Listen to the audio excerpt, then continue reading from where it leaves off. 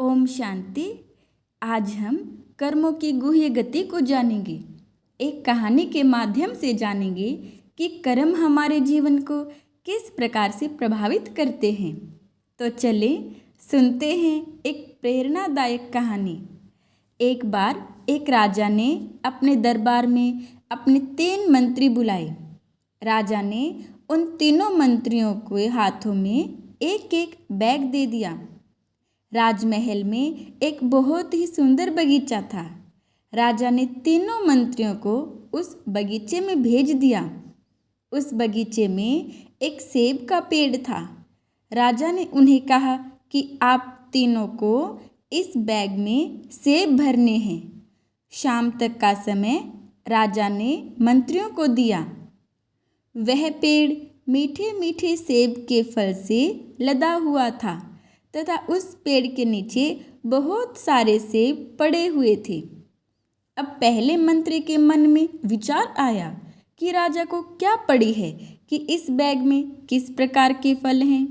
उसने तोड़ने की मेहनत से बचने के लिए जमीन पर पड़े हुए सेब अपने बैग में डाल लिए, परंतु जमीन पर पड़े हुए सेब खाने योग्य नहीं थे। वह बिल्कुल गले हुए थे। अब शीघ्र ही उस मंत्री का बैग सेबों से भर गया। दूसरा मंत्री भी दुविधा में पड़ जाता है कि वह क्या करे, ताज़ा सेब तोड़े या ज़मीन पर पड़े हुए खराब सेबों से अपना बैग भरे। फिर उस मंत्री ने कुछ ताज़ा सेब पेड़ से तोड़ लिए तथा कुछ सेब ज़मीन से इकट्ठे कर लिए जो कि दाग वाले थे। इस प्रकार से इस मंत्री ने दोनों प्रकार के सेबों से अपना बैग भर लिया। अब तीसरा मंत्री जो उस पेड़ के नीचे खड़ा था, वह बिल्कुल ईमानदार सत्य के मार्ग पर चलने वाला था। उस मंत्री ने पेड़ से ताज़े सेब तोड़ना शुरू किया। उसने एक एक सेब पेड़ से तोड़ा, किसी भी प्रकार की मिलावट नहीं की। थोड़ी ही देर में उस मंत्री का बैग ताज़ी सेबों से भर गया। अब शाम को राजा के दरबार में तीनों मंत्री पहुंच गए। तीनों मंत्रियों के पास एक एक बैग फलों से भरा हुआ था।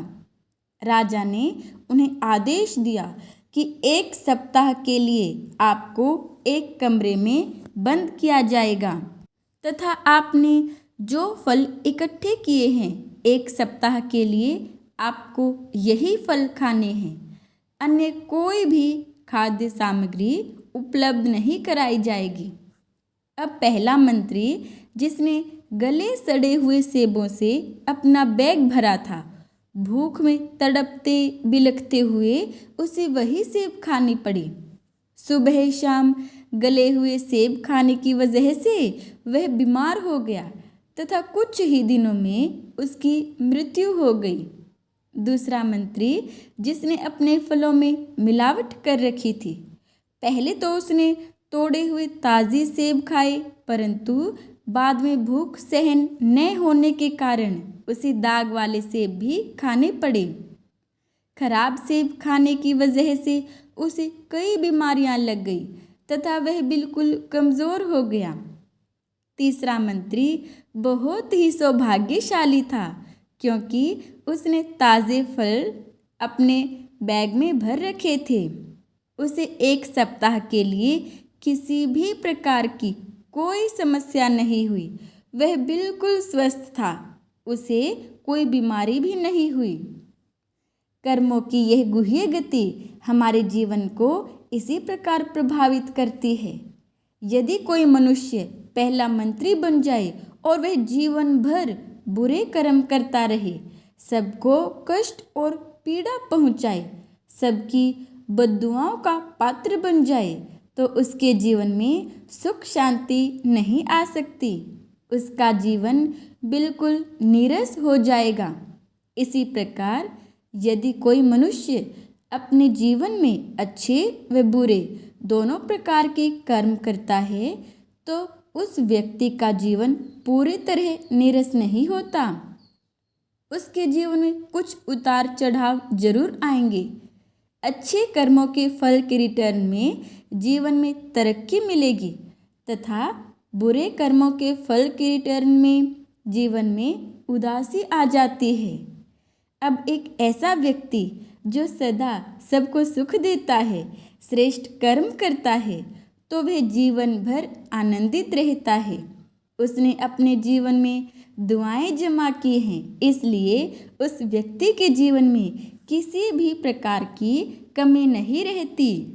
दोस्तों, ज़रा हम अपने जीवन में अपने कर्मों के दर्पण में झांक कर देखें कि मेरे कर्म कैसे हैं। मैं किसी को जाने अनजाने दुख तो नहीं देता हूँ।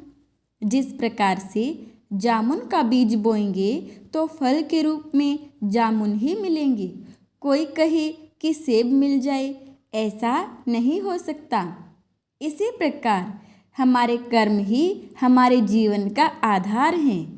हम ऐसे कर्म करें जिससे किसी को हानि या कष्ट ना पहुँचे। हमारे संकल्पों का प्रभाव कर्मों पर पड़ता है, इसलिए हमारे संकल्प शुद्ध सकारात्मक हों, जिससे हमारे कर्मों में सभी को सुख मिले तथा सभी की दुआओं के हम पात्र बन जाएं और हमारा जीवन आनंदित हो जाए। ओम शांति।